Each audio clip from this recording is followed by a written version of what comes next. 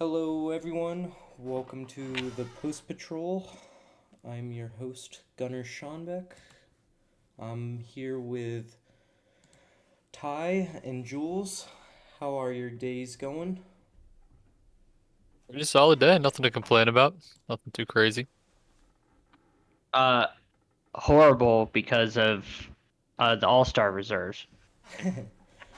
We'll jump right into the All Star reserves then. Um, I think that's a perfect place to start. And a good segue. Uh, how are we feeling about some of these reserves? Because I myself am in a disagreement on the East with a few, and same with the West for a few. Um, Ty, we'll start with you. How are you feeling about it? Well, out of the East, I like that Jalen Johnson, Scotty Barnes, were all-star reserves. I was happy to see that. Jalen Johnson's my guy. He's been going crazy this year. I got him on my fantasy team. Just a stat monster. And he's just taken over the option number one in Atlanta. Um, I don't think Pascal Siakam should have made it because that team is just dog shit.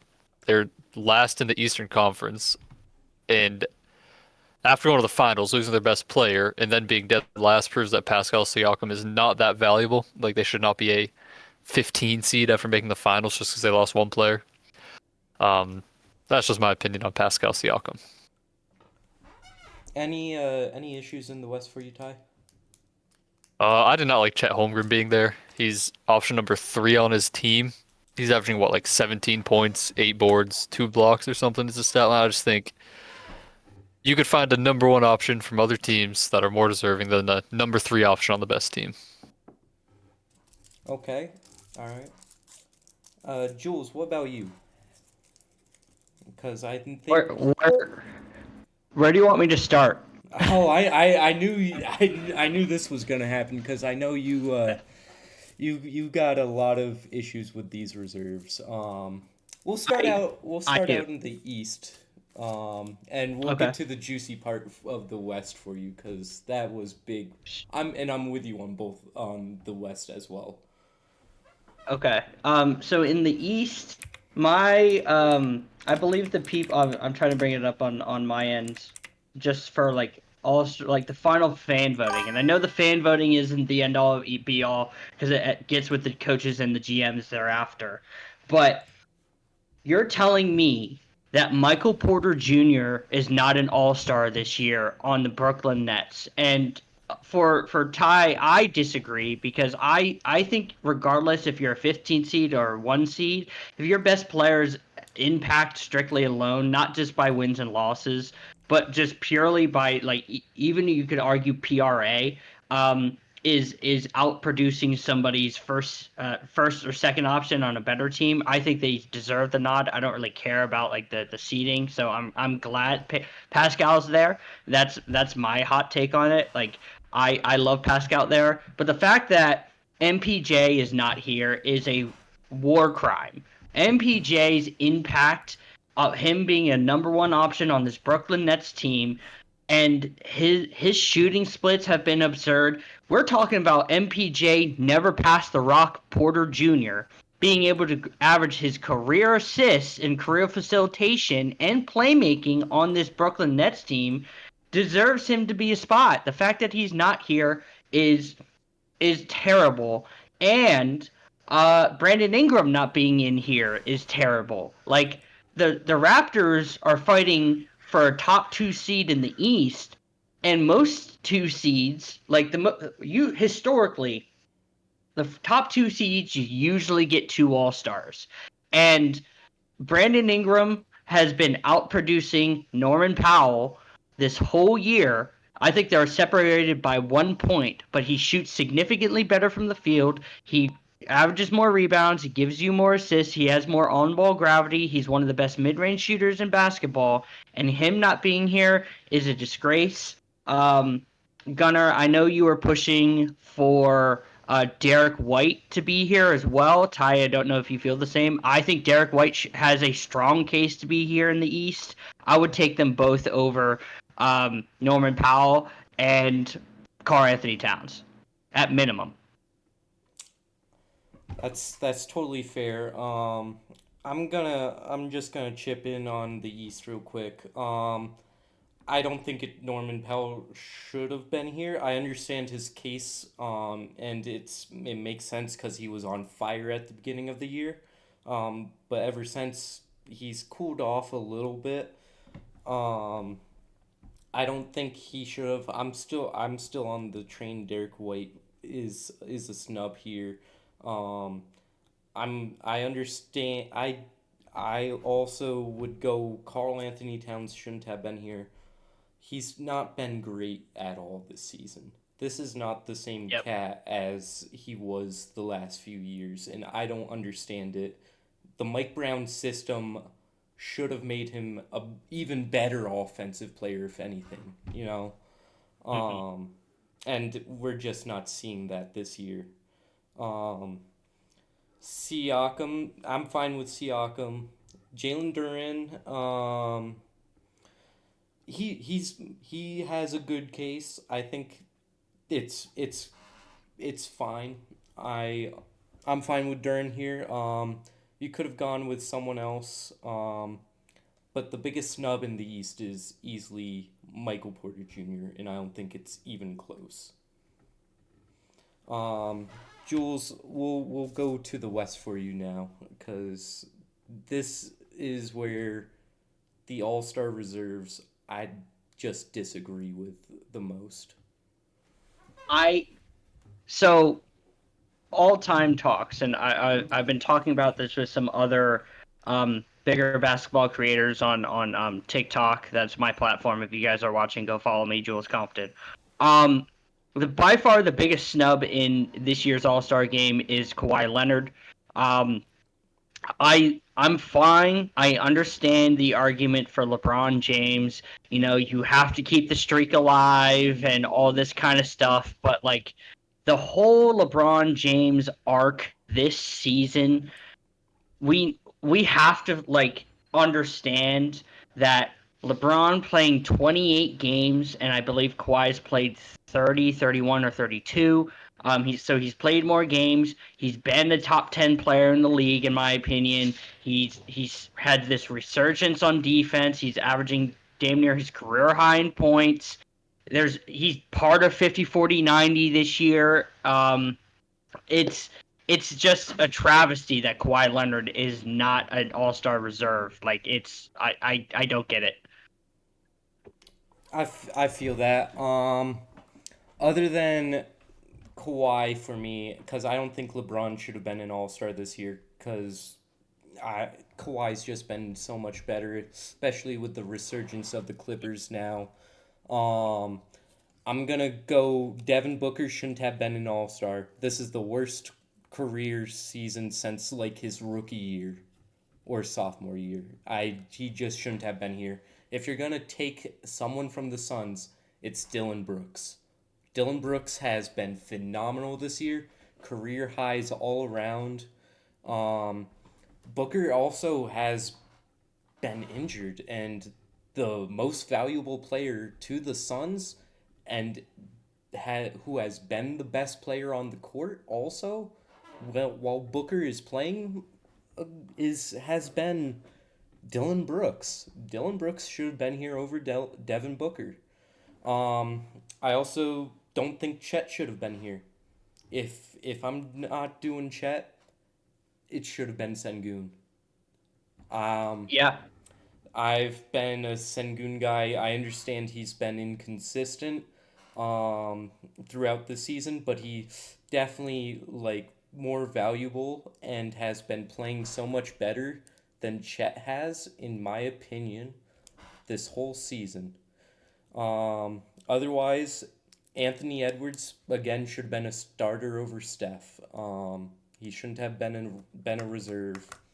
Um, but otherwise, I think they got Jamal, Katie, and Denny correct as reserves for this All Star game. Um, do we think there's been some people because of the format to get selected? I mean, specifically Czech, right? Because it's USA versus World. In the West, you don't have that many strong American centers, and in the East, you don't have that many strong American centers. So, is that a reason why Pascal's here, Jalen Duran is here, and Chet is here? I think it plays a part, that's for sure. Yeah, because I don't see a single reason Chet should be over Sengun. So I don't either. that very well could be the reason. Like, Uh, need to it's make the player count work. this All-Star format, I don't think it even benefits anything, you know. It's they We want to called it back in like week 2 of the podcast or whatever. That's probably what happened now. something like that, yeah. Um when we were going through All-Stars, yeah, we were this format just I don't think it's gonna bring in the popularity that people or that the NBA and Adam Silver think it's going to. Um at this point, just go to the one-on-one tournament. At this point, Literally, um, I'm with it. or you just go back to the old game and you enforce it. So if they aren't playing any defense, they get fined or something. You know, make it entertainable. I don't want to see Yeah, pure offense.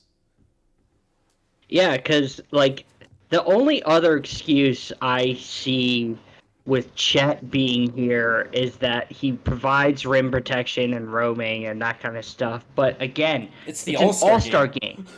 Who plays defense in Right. the All Star game? Exactly the reason I think Derek White didn't make it. Yeah. Exactly. It's like if you're going to make Chet to fit the format, but his value is strictly defense because, like, yes, he can shoot the three and he's a unicorn amongst himself. I get it completely, but there's like you can't make the justification for me that Chet is an all-star. Yes, he's a number one guy, and I mean number one in terms of the team because OKC they usually get two all-stars, and because J-Dub's been down, okay, the only other guy you can pick is Chet. I understand. With like. I mean, Denver has two guys now with Jamal Murray and Jokic, but like, it's it's just disappointing. Like it really is because I'm not the biggest Sengun guy, but at the same time, he deserves it over Chet because he's way more offensively gifted. He fits the All Star game. He's a big man that can pass. He rebounds a lot. Yep. He would be able to bring some type of enforcement back to the All Star game if people like to see physicality because of how he plays. His play style He's is very like a low physical. post. He's very physical. Speaking from a San Antonio Spurs fan, so I'm just saying that Sengun, if you would want to see it, um, Sengun fits here way over Chet, way over Chet. For sure. And like if you're also going defense, I think Rudy Gobert deserves it over Chet. I'm gonna be honest. Um, I think Gobert's going for his fifth depoy and this year, and it's really between him and Chet. But I lean Rudy if you're gonna make the defensive argument, you know.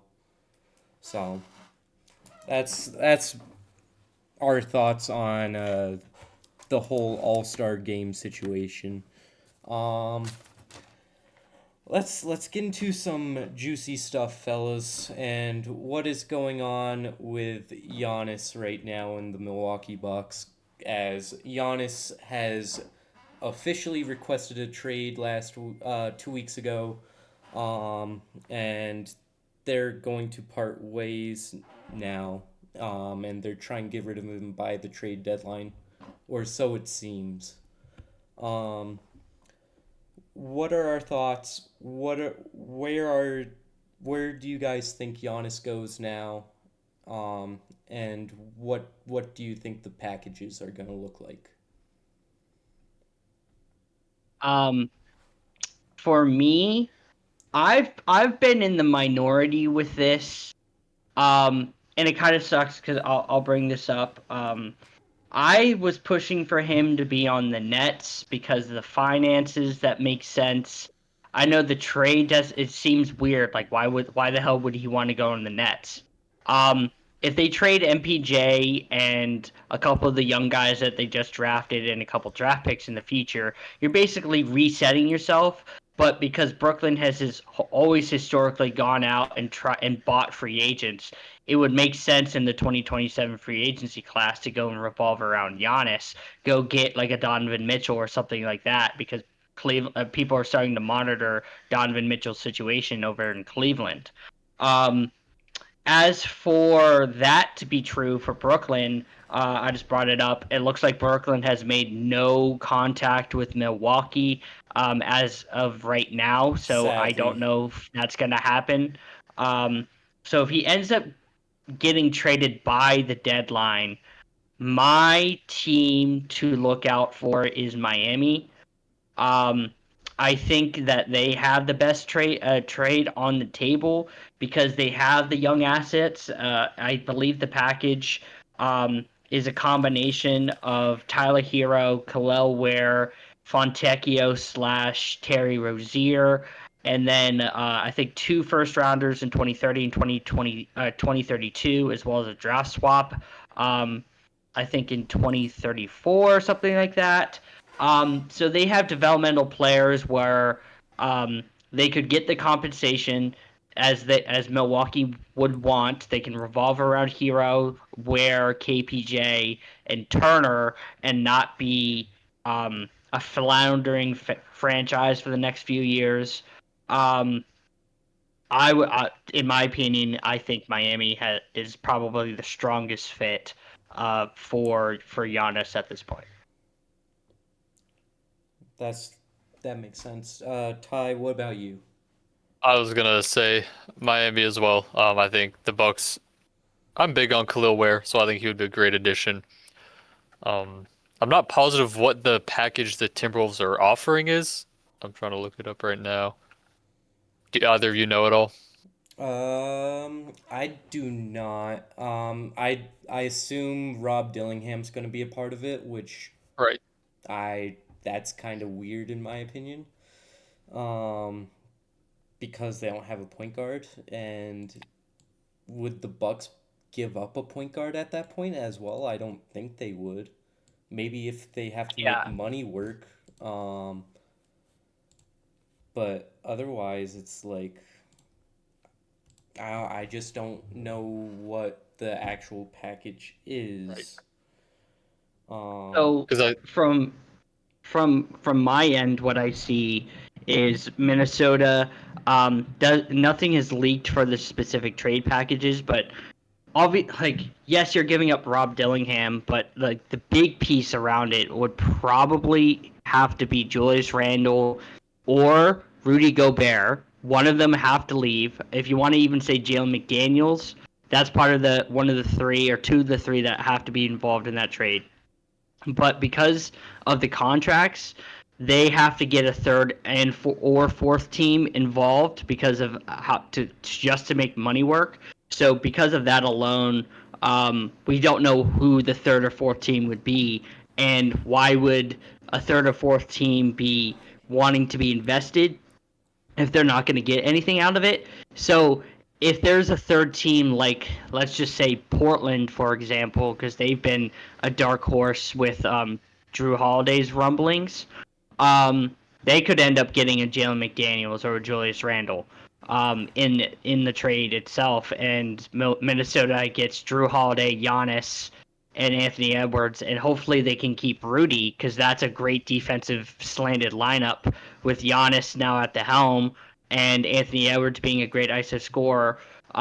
So it could work. I think Minnesota is a strong second suitor. I do too. I think the clear option at this point is Miami. I'm still on the Brooklyn Nets trade. To me, the Nets make the most sense just based off the history of Brooklyn, and what they normally do as a franchise, um, going out and trading for these star players. But it's sad to see that Brooklyn hasn't even made a call for Giannis. I thought it was prime for him to go there. Um, from me and what Jules have talked about before with Brooklyn, it just made the most sense.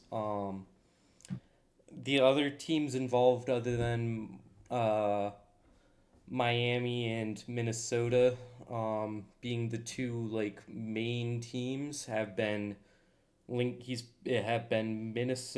or not Minnesota, the Knicks still, which I just don't understand because they have to probably get a third and or fourth team involved just to make money work, and that would mean Cats out of New York most likely, which would be kind of good for New York, but at the same time it just doesn't make sense. And the Warriors, which also just doesn't make sense to me. Um, to to segue into the next thing is Jimmy Butler and what the Warriors do now that Jimmy tore his ACL. Since we missed that because we didn't do a episode last week. Um, Golden State has come out and said, and come out immediately the following day looking to trade Jimmy, which this is why fuck Golden State. Shitty, shitty ass people. They are already looking to trade right after he gets injured. I think this is the Warriors' downfall, and I'm happy to see it myself. I don't think the only situation they stay relevant, I think now, is just Steph playing the way he is, and they go trade for Trey Murphy. That's the only way, and I don't even think they go get Trey Murphy. I just don't see it happening. What about you guys? Neither do I. Yeah, no, neither do I. And I believe Brett or Mike Dunleavy, awful player, awful exec. I Terrorist. think that, yeah, literally. For Golden State, they initially said that now, Jimmy just got put on the trade block. We're looking to trade him. But I believe within this past week, I saw reports that Golden State is, quote, basically attached to him by the hip to go through this rehab for him. So it looks like that Golden State is going to keep Jimmy. Um, and that kind of throws themselves out of the ring for Giannis because the only other player that they would be able to trade for Giannis is Draymond Green. And a He's a lot of lifer. Warriors fans he is a lifer, but I know the Warriors fans want Draymond Green gone because of how much he's costed them over the past couple years. Um, I just don't think Draymond is a tradable asset. I just at his age, what his value is, I just can't see it. Um, so if they're going to keep Jimmy, they're going to basically lock themselves in to minor deals at the deadline if they do, and kind of just ride the ship until Steph retires. And again, I share the same sentiment as Gunner. I am happy to see that. I don't know how you feel about that, Ty. I was gonna bring that up. I think the Warriors, they can't trade Steph, they can't trade Draymond. That's been their identity for the past like 10 years. Um, More than that. Ooh. So yeah, we're on true, to but like 12, 13 now. yeah, so they're in like a desperate win now mode with like the tail end of Steph's career, which is probably why they were shopping Jimmy right after their injury because they know they have to win realistically this year or next. Like, but they're in a tough situation. They can't make moves to get rid of him. They're having a hard time building around him. They're just kind of letting the ship sail, as Jules said, and just letting them retire really, and then trying to figure out their identity after that. I mean, Warriors fans were right. We're gonna have uncomfortable conversations about Curry, just not with him moving higher. It's with Nikola Jokic passing him. Um, let's get into the trades that happened this past week as well. I think there were some interesting trades that make teams semi better. Especially the Cavs with them getting rid of DeAndre Hunter and sending him to Sacramento. I think that's very interesting right there. I myself shout out hanging on the rim. Keon Ellis should have been getting playing time in Sacramento. Or even more playing time, I should say, as well. They just weren't playing him. Him and Dennis Schroeder gone and on to the Cavaliers. Cavs need need some sort of playmaker with Garland being on and off the floor, and I think they got it. I think they got what they need to for the fill-ins for Garland. I just don't know what that makes them at this point. You know, Ty, what are your thoughts on the Keon Ellis trade? I think on paper it looks good for the Cavs. They have like an insanely strong backcourt with Garland if he's healthy and playing at the 1, Donovan Mitchell at the 2. Then you have Dennis Schroeder and Keon Ellis off the bench at the 1 and 2. Just a very solid foundation. Then you have the front court of Mobley and Jarrett Allen. They're lacking in the wing department, but I think their depth at the backcourt position now, and Schroeder hopefully being able to provide playmaking with Darius Garland injured or missing like half the games, could help make a late run in the East for the second half of the year. We'll see. What about you, Jules? So this is a domino effect kind of trade. I'll go in the Cavs first. So with them getting Dennis Schroeder and Keon Ellis, and getting a second rounder back, which is like wild. They basically are saying who wants Lonzo Ball, because they are going to be the strict replacements for Lonzo.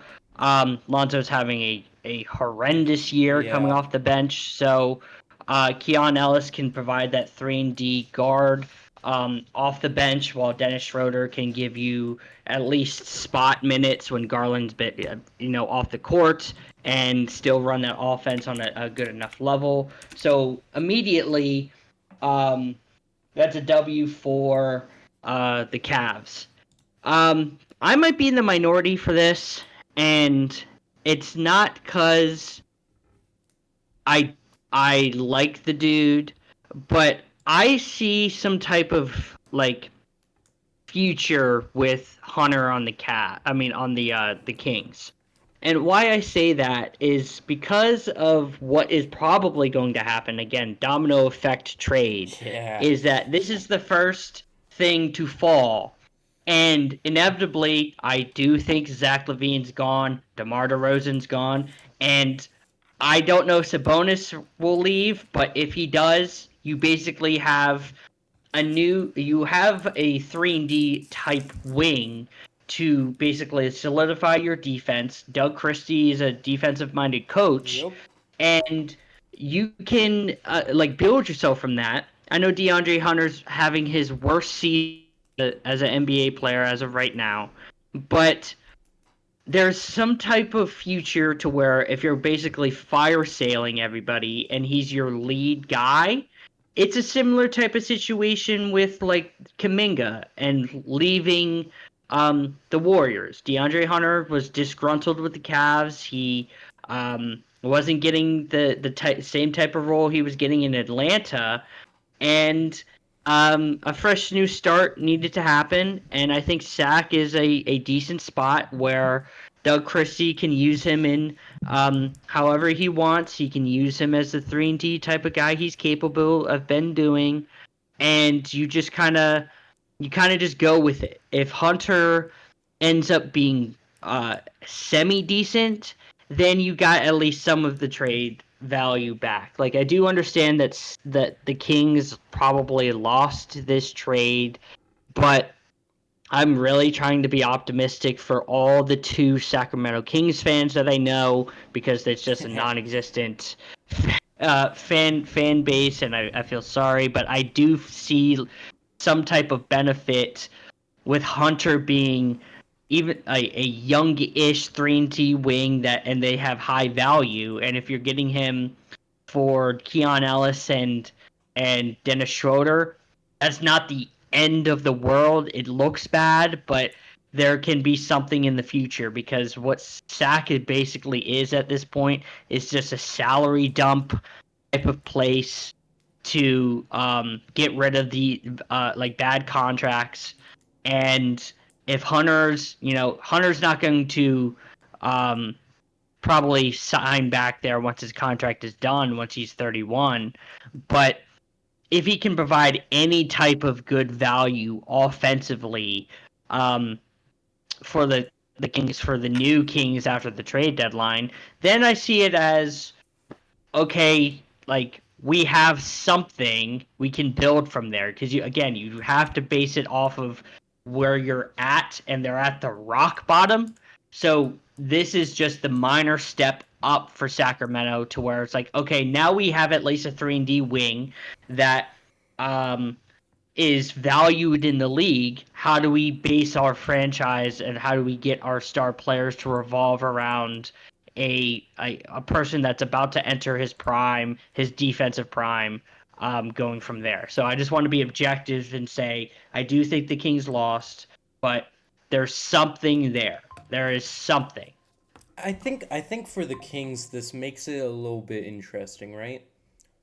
Cause this is what I'm seeing, as the Keegan Murray, as one of the Keegan Murray Glazers, we're finally getting Keegan Murray number one option.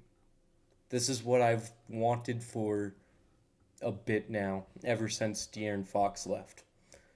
And I think Keegan's also a good defender. Um, he's shown that he's this athletic guy who's also great at the three ball. I think DeAndre Hunter can take some of the load off Keegan as a defender as well. Um, sure, he's not this great offensive player, but I've seen flashes of Hunter still to this day that he can be this decent role player for on the offensive end and not just provide the defense.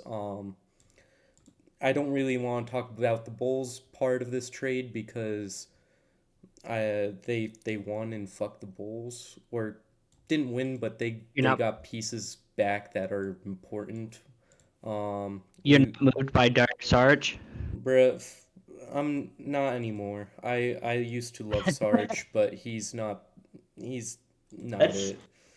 that's second in Rookie of the Year, Dario Saric to you, by the way. Yeah, you're right. You're right. My bad. Second in Rookie of the Year voting back in what, 2017 or 2016? Yep, behind whenever he lost to Malcolm Brogdon. Yeah. 2017. Yeah. But otherwise, the Bulls got what, Cleveland's pick in second round pick in 2027 and Sacramento's second round pick in 29. I mean, Yeah. now they're assets that can be used in trades, that's for sure.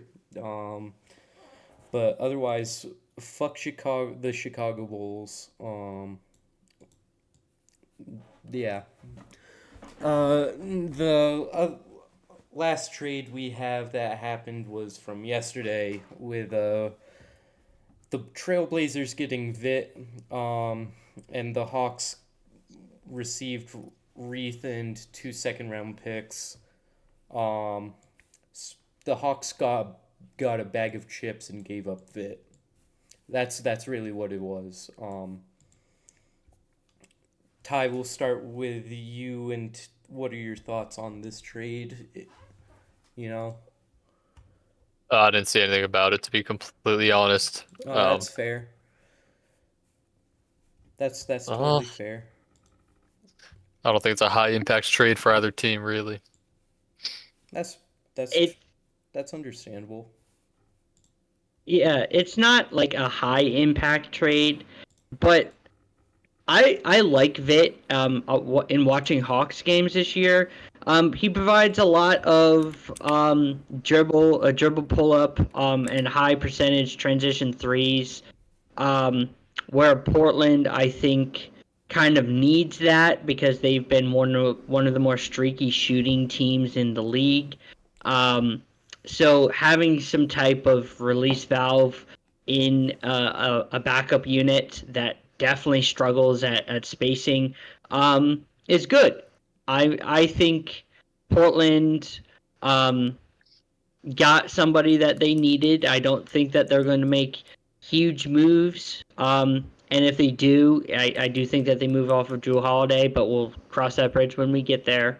As for the Hawks, um, it's just more into the depth of them just trying to be the worst franchise in the East, the most franchise in the East. They're 500. They're 500 for a reason, basically, right? Like career wise. So Atlanta is basically trying to get um, Jalen Johnson and some players that revolve around him, and Sharp basically just shoots threes as a five. They have KP, so it revolves around Jalen Johnson being able to get to the rim. Um, so it's just like like Ty said, it's a low impact trade. But diving into it, there's some we understand or like we understand the schematics behind it, how they're going to be used in these new places. So it's all in all like I would grade this for Portland probably a B to a B minus, and Hawks probably around a C because getting second rounders from Portland at this point is probably not the best. I totally agree with that one. I think this is a good move for Portland. I think this helps with their push for the playoffs this year. Um, Otherwise, Atlanta just they didn't get really anything in return. Uh, Reith hasn't been getting any minutes since his rookie year. And with that, he's fallen from his rookie year from 9 points and what, 4 boards, something like that, to now around 3 points and 1 board in 8 minutes a game. He's been just dropping ever since. And the only thing that's good about him really has been his ability to hit the three ball. And even then, I'm not really moved by it as he's not shooting a ton of attempts. Right. So there's that. For trades, Ty, I know you brought up the Charlotte Hornets before we started this episode. Um, what did you want to go into about the Charlotte Hornets? It's an absolutely electric month of January. They put belt to ass to the OKC Thunder, which I love to see. They're on a 7-game win streak right now. They're making a push for a play-in spot on a roll here. I don't think they're going to make any type of noise in the playoffs or have the capabilities of doing that. But super fun team to watch, young talent. I think they're exceeding expectations this year. Granted, their expectations weren't very high. I just think it's a team to look out for the Eastern Conference playoff picture. I agree with you there. For sure. We just saw a great rookie duel between two former teammates in Knipple and Flag, and it was just amazing to watch. Cooper almost dropping a 50 bomb in that Yep. game. I thought he was going to get it for a second, becoming the youngest guy to get a 50 ball ever. So, they're definitely going to make the push. And I think they at this point do overtake the Hawks. The Hawks just are dealing with the injury bug with it all.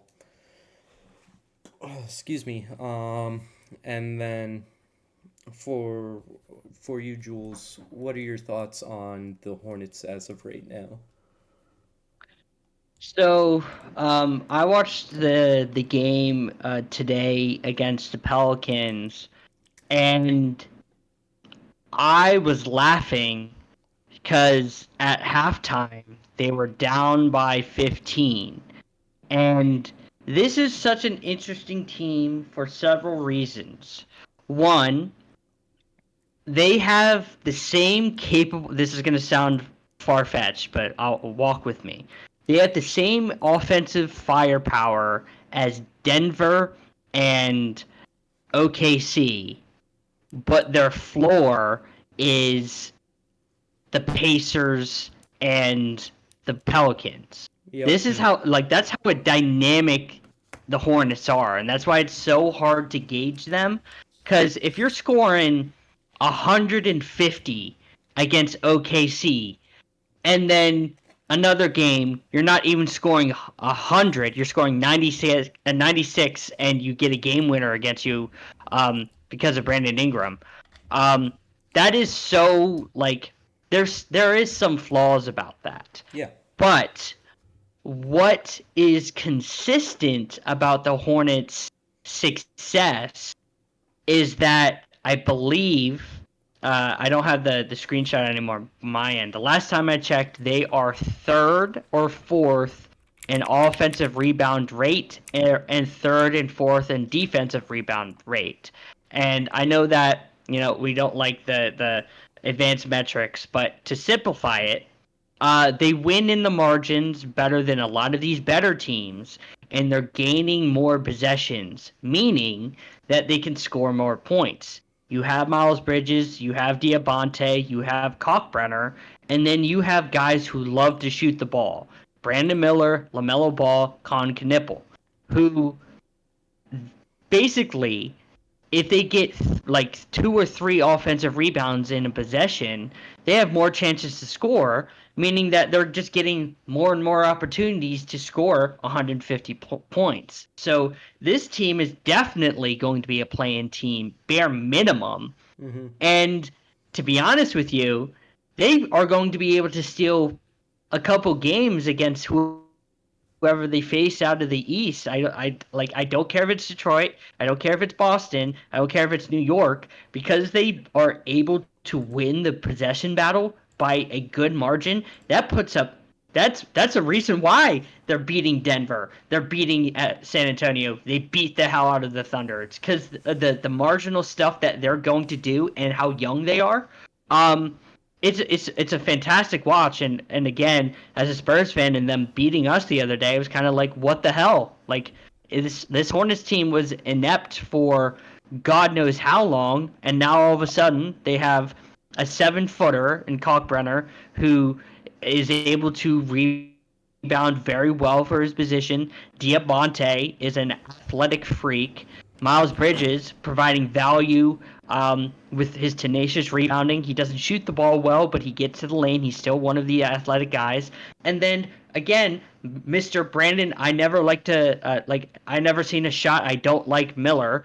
Con Knipple, who's in the Rookie of the Year race, and LaMelo Ball, who's been the best player on that team, shooting the hell out of the ball. Like, it's a formula for success. And shout out for Charles Lee, getting these guys to ride for him, because Hornets have needed something, and hopefully they don't make any significant moves, because the big thing out of Hornets camp was them moving Miles Bridges, and I don't think that they should. To be honest with you, they should be buyers at the trade deadline, so they aren't a playing team and they are a playoff team. This Hornets team is very, very fun, and hopefully this can go into February and March. We'll just have to see.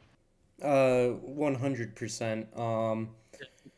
I'm just gonna give Justin a quick shout out. You're We Don't Know Ball podcast host as well, or co-host. because we were talking, me and him were talking, and I'm in 100% in agreement with him saying Miles Bridges is their most valuable player this year. Um, he's doing everything he can, kind of on both sides of the floor, being a two-way player this year. That's just been phenomenal, and what the Hornets have needed this whole season. So I just want to give Justin a quick shout out on that. Kind of underrated, Miles Bridges has been this year. So, for all-time talks today, I'm just going to be shitting on the NBA community, especially on TikTok right now.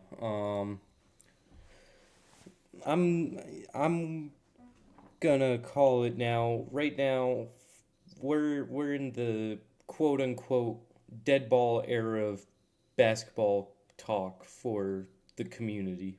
Um, if you don't know what the dead ball era is, it's the late '90s to um, mid to kind of late 2000s era of basketball where pace is slowed down. It's the offenses don't look great. They consider it a defensive era, but I don't even see the dead ball era as a defensive era. The community right now is just in a terrible spot with what these basketball takes are. Um, we've had Adam, who's come up here before, um, co-host with me and Ty and Jules. And right now he's making a list of just the horrendous takes we are hearing within the basketball community. Right now he's up to at a minimum of 40. I think he's up to actually 50 now, just from this year. Um, and it's only been a month. And he's now going for 500 by the beginning of July. Um, with these all time talks, we're just hearing outlandish stuff. Um, you're gonna get the typical quote unquote plumber ball stuff with the '60s, which that's fine. It's just overblown by people who don't don't care about the game's history really.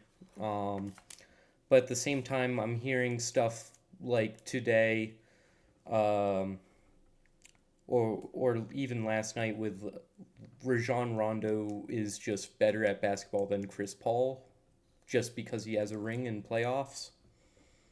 That's to me insane. But I don't want to speak for everyone. Um, Jules, what are your thoughts on the community as of right now? Um, the community is in a weird place because they are using a lot of the same arguments as the old heads did when they were watching their favorite players in the 2000s and the 90s and the 80s and so on. And it's more like when we have these talks, like I never understood about having a cutoff for a certain time.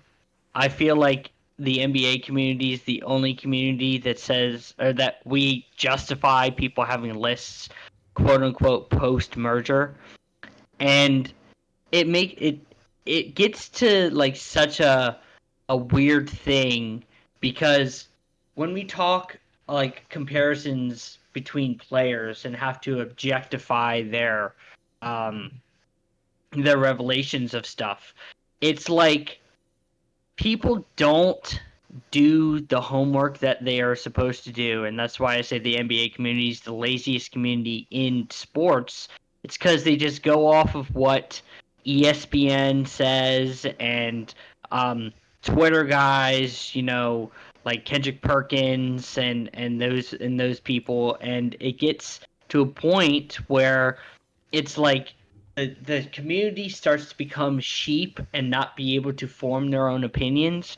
But when they start to form their own opinions, they just go off of base stats that they see on Basketball Reference, and they don't watch the games. And PRA. then yeah, and then there's people who only watch the games and don't contextualize stats or situation is happening, because people think that watching the games is like the end all be all, but they don't put into context, situation, or they're breaking down stuff completely wrong, and they think that they're right, and when you tell them they're wrong, that's when ego's starting to get in check and all this kind of stuff. Like, there's a very limited amount of people in the community that I have talked to that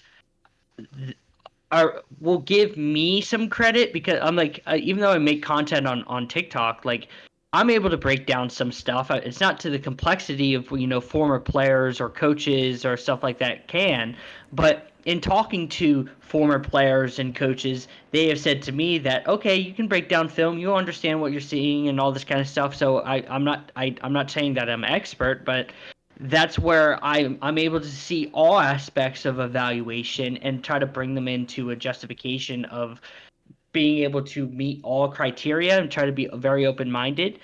But when I have these talks with these people, it's like, it's bare bones stuff. It's not in depth. They're not breaking down what's actually happening. They're not breaking down weaknesses or strengths. It's just like, oh, he won 6 rings. That's it. You know what I mean? That's just bare bones stuff. That's not, why is Michael Jordan the GOAT? What is he doing that is leading to winning? Is it because of his isolation scoring? Is it because of the two-way ability? Is it because of what he's being able to do on the court? That is why he's in the GOAT debate, not just, oh, he won the most. Because if you just bring down winning, why is John Havlicek not in this conversation? Why is Bill Russell not in this conversation? Why are all the Celtics guys not in this conversation? And that's what gets so irritating, so on and so forth. And I've talked to Gunnar, I've talked to you about it. I've talked to Kev Loves NBA about it. I've talked to FYF Sports about it. I've talked to bigger content creators than just myself and Gunnar and Ty about this kind of stuff, and they're in agreement. We don't agree on everything, but they share the same sentiment of evaluation is different in every person, and it gets irritating to a point. 100%. Before I let you go, Ty, you just reminded me of something that was said on Tony Styles' live last night. Because Chilltown came up after it was said. Michael Jordan doesn't have any weaknesses whatsoever as a player. At all. Not even during the not before, not during or after the title runs that he had, which is just complete blasphemy. When we're being honest about players, every player has some sort of weakness. Just because you think he's the greatest player of all time doesn't mean they don't have a weakness in their game at all. And that's part of what got me onto this topic, was because of the stuff I've been hearing the past 2 weeks. And it's been going since February, but it's just ramping up more and more of just these takes that are just, they're not good. They're horrendous takes at all, Hot take culture is dead now, and people just saying shit to say shit is irritating because it has no base to it. Yeah. Ty, what are your thoughts on what the community's going through right now? Right. I am like new to the community. This is like the current state is all I've seen, and I wanted to talk bring up a few points Jules made and connect them together. You mentioned people not being open-minded, people getting their ego and feelings hurt, and then people not having a basis for their opinions all go hand in hand. Like, people are super opinionated, but they don't have reasons for their opinions, and then they get mad when someone else like debunks their opinions and are like unwilling to change their opinions because they're closed-minded. And I think there's just no good dialogue or like debates happening if even one party's just closed-minded, and it's one thing to not know what you're talking about. It's another thing to be unwilling to like be told you're wrong. You know what I mean? That's I think totally true. yeah, a lot of what I've seen is just chaos, really, just people having crazy conversations with no I don't even know Yeah. how to describe it. Yeah, no, I'll give you an example before we go. Um, I believe Gunnar was with me, and there was a guy. We asked him who was his top five all time, and he has Larry Bird in his top five. For me personally, I think it's crazy to have Larry Bird in the top five because of my personal impact and my personal belief system. But if I can hear your logic, if I can hear your criteria, and it fits your criteria and your belief system, that is completely fine if you have him top five. I'm Right. completely with that.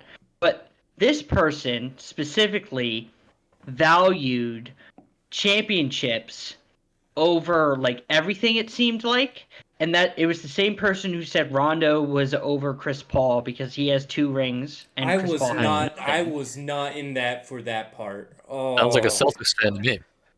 Yeah, so I asked him why is he a top five player, and this is the whole like weird Larry Bird stuff that I've had to check people as of late because of this, and I know Gunnar and I mostly disagree, but he um, says that he has bias in it, and that's completely fine. My thing with Larry is that I believe he's a very limited off like half court scorer, and he struggles in offensive sets because of the spacing at the time. So, having Kevin McHale and Robert Parrish and Dennis Johnson, his only real spacer other than himself was Danny Ainge. and and So, Scott. and Scott, but obviously, like, they I didn't just get had to bring lobbed. that up. I'm a Scott Wedman Glazer. Yeah. And I'm just saying, like, even in those, and at that time, like, Scott and him didn't like Mesh. share the floor Yeah. much. But you're absolutely right. But for this specifically, the arguments have always been Larry is one of the most complete offensive players of all time. I don't know where people get that from, other than just looking at PRA and his career averages. Because when you go in the playoffs and you watch him in the playoffs, everything that he's being able to accomplish is in transition and his rebounding ability, and that's one of his best traits. But when I'm bringing up specific series that I have watched and written down notes for, pages and pages of notes for, so I can make this Larry Bird stuff and evaluate him, and people tell me I'm wrong and I haven't watched the games, I pull up film and I bring up why is this happening and that kind of stuff. And they still say that I'm wrong, and I'm like, I'm not in my feelings about this. You are, because I'm checking you and I'm trying to see where your assessment comes from and to see if it still meets the criteria of said, like, back to the point of, do you value championships? Do you value peak? Do you value prime? Do you value offense over defense or defense over all of this stuff? And it doesn't match, then I'm trying to understand why doesn't it match when I'm telling you there's stuff that is incorrect by your criteria, let's move it, and then you're telling me I'm wrong. That's the lack of open-mindedness that I get irritated by, and I start to I start to yell at people for, because it's like, dog, it's not that it's not it is hard, but at the end of the day, that's why you go and do your homework. You go and watch. You take notes. Like, this is what you have to do, not as even a content creator. If you love a sport that much, this is how much work you have to do to have these conversations so you don't look like an idiot, because everybody loves to check your ego as soon as you enter the conversation. And it's just, I don't know. But it's a very frantic time in specifically the NBA basketball talks, because of where everything is going, and it kind of sucks. I'm not gonna lie. It's going in two directions. It's going into what we're calling the math skip-all community, who are just going with the advanced stats, and then it's also going into the direction of what we were talking about earlier with these takes and how people are going about them and not being open-minded. Um, yeah, shout out Raid real quick, because with what you're going with, Jules. Raid, he's been on the tear of Kobe Bryant and why he's not greater than LeBron James all time to the Kobe fans that have him there over LeBron, and it's he brings up LeBron James's 2018 playoffs with Kobe Bryant, when LeBron James has the 3 game winners and the 50-point game in game 1, and he asks them about the 2008 finals but uses LeBron James stats. That just shows either you don't remember the series like you do, because they'll agree to them remembering that happened, or they just didn't watch the film. So it goes both ways, So, anyways, on that note, fellas, is there anything else you guys want to go into? We're doing today in NBA history, or is that like Oh, we can. pull it up? I have no clue what happened today. Give me 1 second. I'm guessing 3 Wilt Chamberlain 50-point games. We got Giannis 54 points against the Clippers in 23. Fred VanVleet with 54 in 21 against Orlando. Kobe 61 points against the Knicks in 09. David Robinson gets 11 blocks in a win over the Hornets. Manute Bol blocks 13 shots against the Nets. And Bill Russell gets 36 boards. And Wilt Chamberlain gets 35 boards and also 21 assists. Same game? Different games? Different games. Okay. Just 2 years apart. So that's what's happened on this day in NBA history. Jules, you got anything you want to go into? Not anything, but just like, because I've been tangenting. When we have these discussions, if you air attacks, that's fine. I'm not against the air attacks community, but just say it prior to a conversation that I don't rank pre-merger because there's not enough film on it. I think that's perfectly justifiable if you do that. And do your homework, because it's so important to understand traits and abilities prior to the merger, and understand that we can't tax people from when they're playing, and it's should always be relative to your era comparing across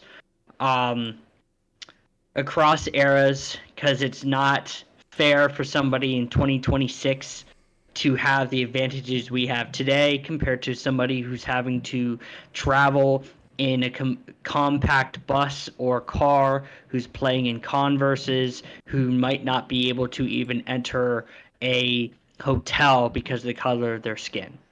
Let's be real. Let's understand that basketball is such a nuanced sport, and we just have to contextualize everything for what it is.